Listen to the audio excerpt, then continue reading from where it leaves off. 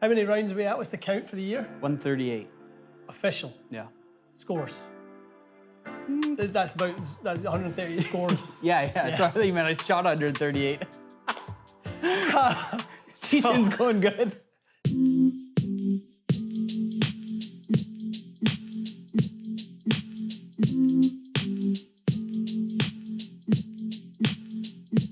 All right, guys, welcome back to the channel and welcome back, Michael. Thank you for having me. Wow. Round of applause. Thank you. Tip of the hat. It's better than the booze you used to get, isn't it? I know. New team. It's nice to see you, pal. We're doing this episode at the end of October, which isn't quite at the end of the season yet. There's a little few weeks left. You'll squeeze the remaining juice out of the lemon. There's no doubt about that. 100%. How many rounds are we at? What's the count for the year? 138. Official. Yeah. Scores. That's 138 scores. Yeah. So I think, man, I shot 138. Season's going good.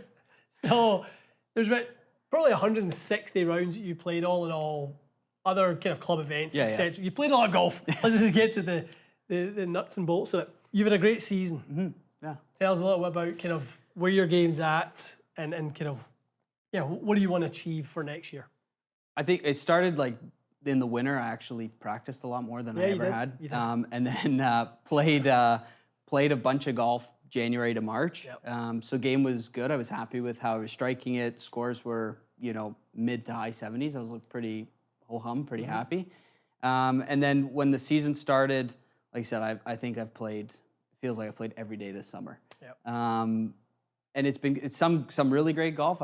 First time I broke par shot 69 at my home club, which was nice to do. I feel like the game feels more comfortable. You're standing on the tee, you kind of know where the ball's going to go. Don't get me wrong, tons of mishits. Yep. But I would say the everything looking at through the season, irons have been, again, some nice strikes, but really I feel like that's where my game is struggling the most. Room for improvement is there. Yeah. So do you feel like anything changed in your game this year, or you just got a little bit better? I think I just got a little bit better. And I think that's the nature of the beast for a lot of you guys out there. We talk about these plans, off-season, I'm going to do this, I'm going to do that. The reality is you just want to get incrementally a little bit better. You just want to take one foot and put it in front of the other and take golf like that. Yeah. And as long as we're not going backwards and we start losing the things that we're good at, really if you start focusing on all of your weaknesses, then you're really not focusing on the things that make you what you are. And I don't want this season to be about, I want to make what you've got a little bit better. Yeah. You are what handicap right now? 1.3. Okay, you're a 1, right? So we'll round that down because that would be your official handicap would be a 1. Yeah. You've always, for as long as we've known each other, you've wanted 2 things. Actually 3 things, but I can't talk about that third thing. You've wanted to hit it 300 yards, and you've wanted to be a scratch golfer. So I would say hit it 300 yards.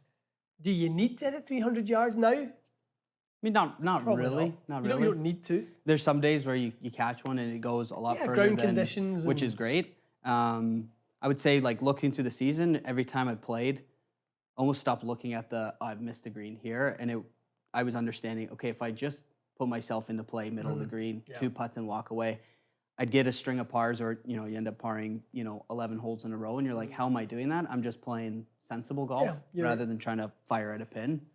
And when you've played as much golf as you have, you've got an upgrade in your golf IQ. Totally. That happens. Course management, anger management. Well, we're still working on that one, but yeah, definitely.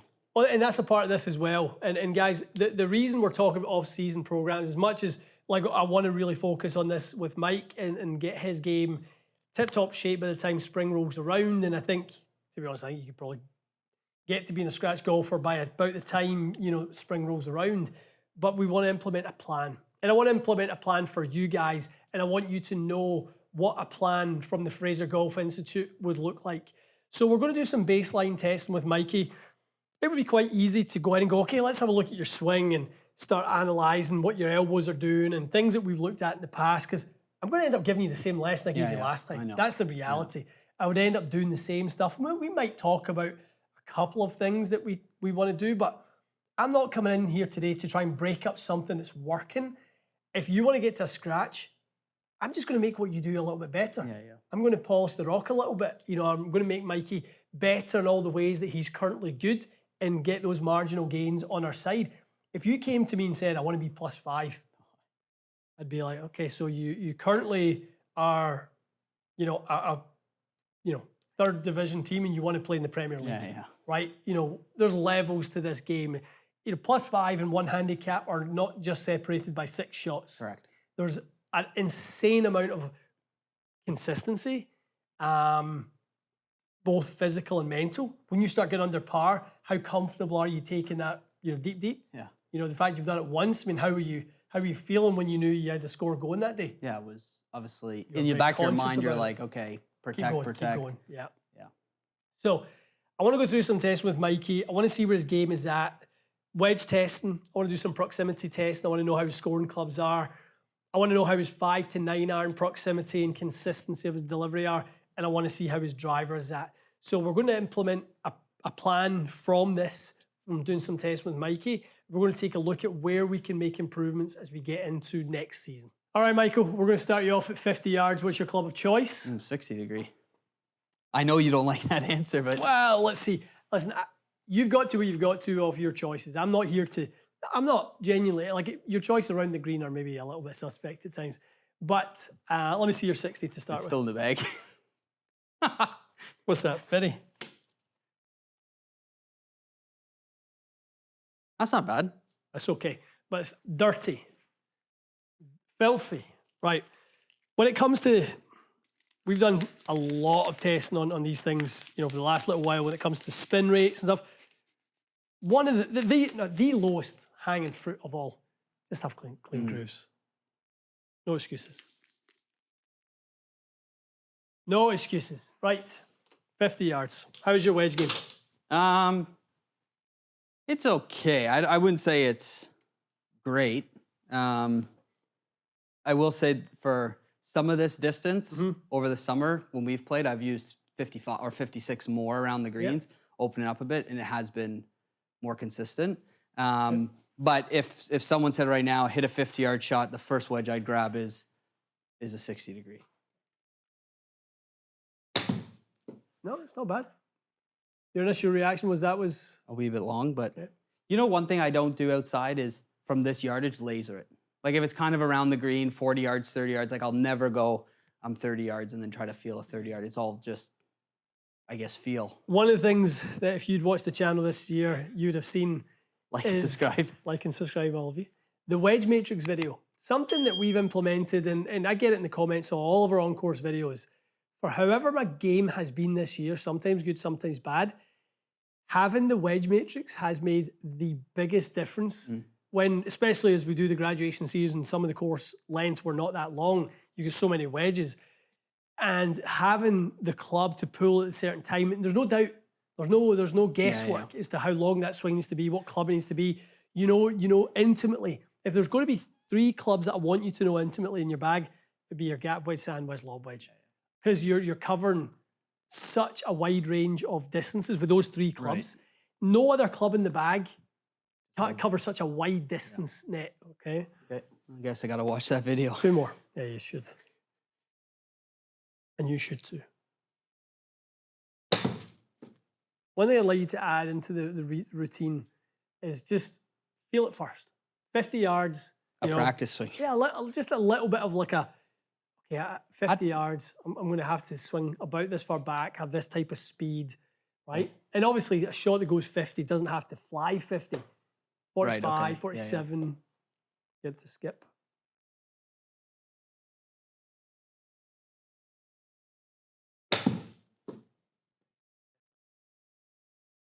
Okay, good.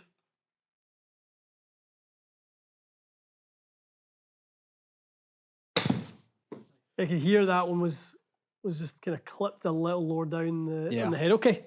And I don't want to hear it from anyone, any judgments on, scratch golf or one-handed. I don't want to hear any of that stuff because the reality is you've validated your handicap over 140 rounds. Who does that? You can be a 5 handicap, a 3-2-1 handicap, whatever, if you play 10 rounds a year. and you practice, you're playing a lot. Yeah. Right? Your handicap is as true as a handicap can be in that you put in all your scores. Yeah. Right? You're on Golf Canada, you High put in ones, every low single, ones, whatever it doesn't may matter. be.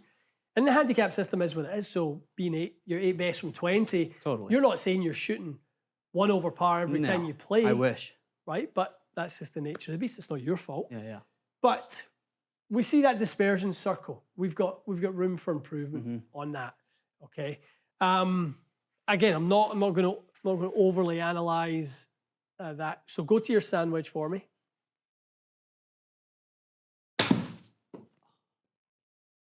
To take the practice swing. Good. Just take a little bit off. Feel a little bit less. That one, the only difference is I just choke down a bit. Good. But I don't do that every time. Your rhythm's really good now with the wedges. And I think especially when you have less loft in your hands and you can swing a little smoother. I think that's where 55 helps you over 60. I don't doubt you. I'm just not the smartest when it comes to that decision. Want one more? Yep.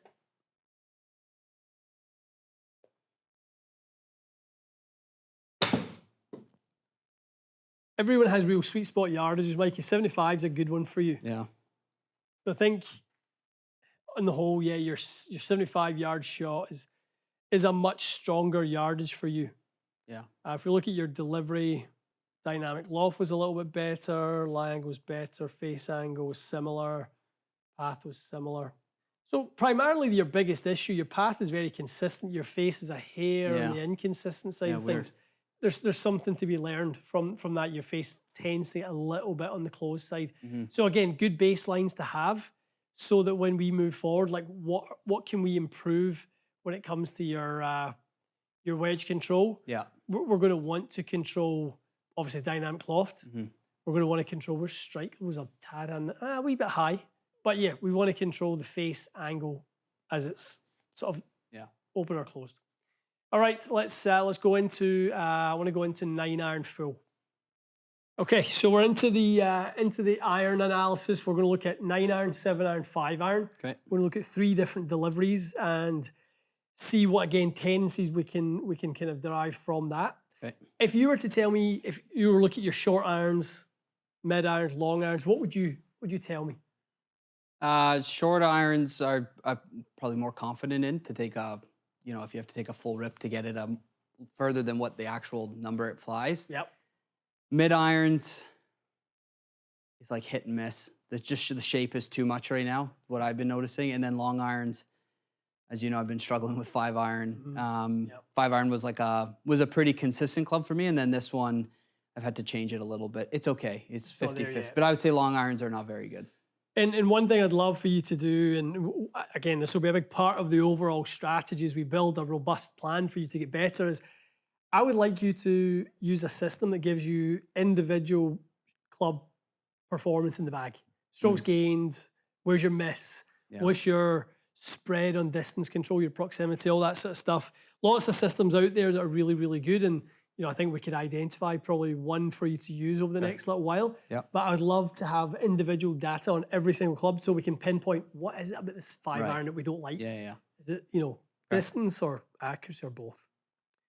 Okay, about 140, 9-iron? Yeah.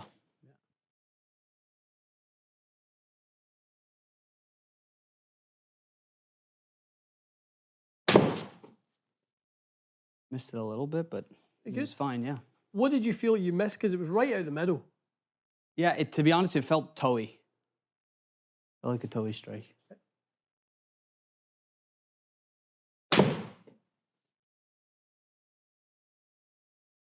Path is not bad. It's just that face is close. Yeah, it's a little bit of face. We'll talk about it in a second. What's going on with that?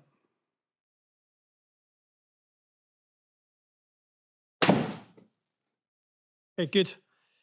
So as we look at 9-iron, we see the average distance off line is 15.6 yards, but very consistent. Peak height 75, tad on the low side again. Delivered loft 28.6 with a 40. What loft is 40? 40? Is that what your 9 is? Or was that T150? T150, yeah. Okay. So your D loft, quite a lot. That's a tad. That's a little bit of face angle. That's a little. Oh, sorry, shaft lean. A little bit of face angle close to. Why do you think the ball's going left like that? Obviously, face closed. Is Yeah, the I mean, other obvious than answer. that, to be honest with you, I have no clue unless I'm aimed that far. But You're square to the mat. That's all it is. I hate a mat. I know. It's indoors. It's a very square environment. So when I see you, I'm looking at your feet. I'm looking at your setup. I'm going, you're square to the setup of the room. You in the golf course are never square to the setup of your target.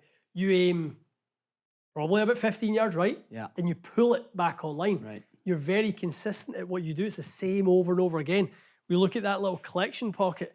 So there's, just because you've not hit it close to this flag, tiny little blanket that you've got those over. So that's your adaptability on the golf course, which is absolutely fine. Yeah, good. I like that. I like the strikes. I think they sounded good. The distance control looked. Let's have a look at the standard deviation on that. Was a couple of yards in the carry, 137 to 143. Not bad at all. All right, Michael, let's hit some sevens. Okay. 170 yards. This is the club where throughout the round or throughout the week can be a money club or one you just kind of avoid. Magic or tragic. Okay.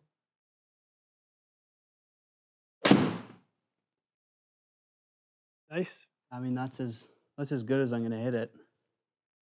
It'd be right out of the center. Give me a couple more just like that.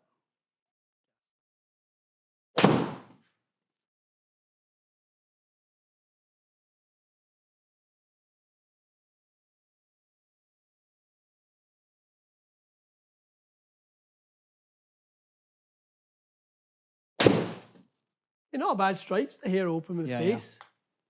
Okay, Mikey. 5 iron.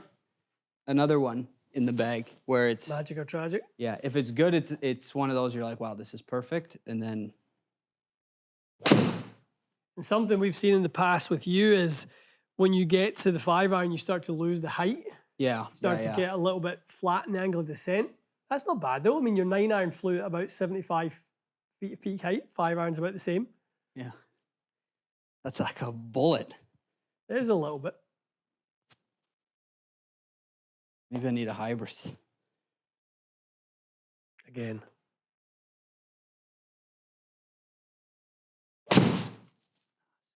Chance. If you were watching the channel this summer, you'd have seen there was a nice hole out. I saw it. TTC, did you? On Instagram, you saw the clip.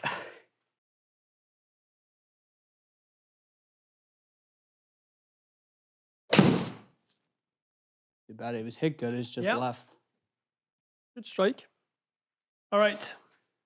I'll preface this by saying you have become an unbelievably efficient driver of the golf ball. So until we go indoors. Until you go indoors, you've always struggled indoors. Yeah. You know, and it can sometimes be the optics of what we've seen with the other clubs that we have a target out there, it's down the middle, you aim right and you come over the toe over it and stuff like that. You know, all of what you do is it works. Yeah. I will say this combo this year, I mean, I've driven it really well. What was the combo? GT3, 9 degree, lofted up, big time, B3. B3, so 10.5. Yeah, and then an Acura Shogun. 250 M4. 50 M4, yeah. Okay. So that's their, you know, kind of like Ventus blue. Yeah. Kind of like mid-stiffness profile. There's the red, there's the blue. This is somewhere in the middle. Yeah, because when I left an Autoflex, I felt like weird. I didn't know what I was using. And then this has worked nicely. It's been great. Yeah. It's been great. I can definitely verify that.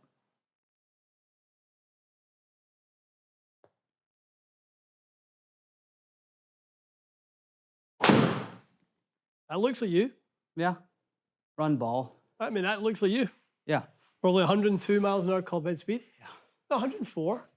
Yeah, pardon you. Look how good that is. Like 104. What's interesting is this one, because when we were playing earlier in the season, remember I was getting a bit down on it. A little bit. I mean, yeah, that's it. That's what you do right there. I mean, that on the golf course, to be honest, chases out probably a bit more than that at times. So, but 277 is about a good one. Yeah. Okay, give me a couple more. I want to see the range. How'd it feel? I mean, they feel fine. It's just the... I was going to say, that one sounded more in the meat of the head. Yeah. The 50 ball speed, there you go. The left one is interesting. It's just your alignment. I Like, know, look I how know. little that's curved. I know. It's all that is 35 yards left. You aim 20 to 25 yards left and you pull it into the middle of the fairway. You do the same thing over and over again. Consistent. Aim a wee bit right. There you go. Do that. That's exactly what we're just saying. You aim right and you pull it into the left side of the fairway. Yeah. 280. So efficient. Really, really efficient. So let's look at this as a whole. All right, if we look at your wedges, we definitely need to work on your sort of like lower yardages. I would say probably 30 to 60 when you're hitting them quite soft. Really want to kind of get that tightened up a little bit. So we'll do a lot of work on that, to be honest. I think something we can get, if we can get a little bit more loft on the face, if we can, you're de-lofting that 10 degrees, you've got the face quite a bit closed relative to the path. So yeah, I think we can get quite a bit more performance out those wedges. I thought you struck your irons nicely. Yeah, not bad. You go to the ball data, you'll kind of see, as we tend to, shorter irons go more left. Yeah. Guys, this is a bit of a concept that we talked about, again, in a previous life on a previous channel. Typically, short irons, you can go a bit flatter. You can sort of retain a pretty standard lie angle in the mid irons, and you can go a little more upright on the long irons. And that's something that Mikey, you can see, can definitely benefit from there. No doubt about that. Going a little bit flatter potentially, but also retaining a little bit more loft and a little bit more of a square face when it comes to those short irons. And then to the big dog. 250 on the fly, 278, decent spin. I mean, you're kind of tethered to a bit of a low spinner. Yeah. Okay, so looking at your driver specs, Mikey, 105 club head speed, 18 degrees of loft, angle of attack at 0. Obviously, we want that to rise up a little bit so we can get that straight down the head. Okay, so that's some foundational testing for Mikey as we look at where your baseline is. We played a little bit of golf the back end of the year, not that much, maybe once a month or something. We played the odd game, so I kind of knew where your game was at. No surprises for me today. Yeah. None. Absolutely striking it really nicely. Lots of good going on. Yeah, like I said, there is some good golf in there. I've seen it, and to see the short irons or the wedges miss left. I mean, if I'm picturing myself on the golf course, the miss is left. So yeah, not surprised anything I saw, but excited to get to work. So 2 things we're going to do next. We are going to do a baseline force plate test. Okay. Baseline 3D your swing, just to see your movement patterns. There's some things I know you do. I know you fall back in your trail foot a little bit. Obviously, we can see, I want to see the implications of your movement pattern around the closed club face, around the stronger grip. I want to see how much we need to play with that. So really, the next stage for Mikey is we blueprint his movement pattern, screen that.